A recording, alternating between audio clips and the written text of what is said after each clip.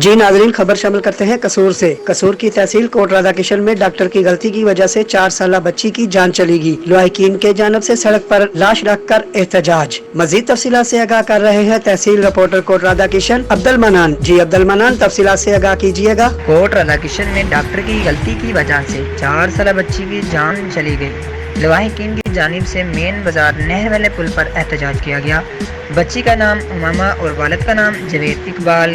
बच्ची की उम्र तकरीबन 4 साल बताई जा रही है। बच्ची के वालिद का कहना यह था कि बच्ची को सुबह हल्की सी खांसी आने की वजह से हम नूर हॉस्पिटल में ले गए। डॉक्टर की गलती की वजह से बच्ची की जान चली गई और लवाहिकीन की जानिब से हॉस्पिटल के खिलाफ नारेबाजी भी की गई। जी कैमरामैन मोहम्मद हनीफ के साथ तहसील रिपोर्टर अब्दुल मनान, 29 न्यूज़, कोट राधा किशन।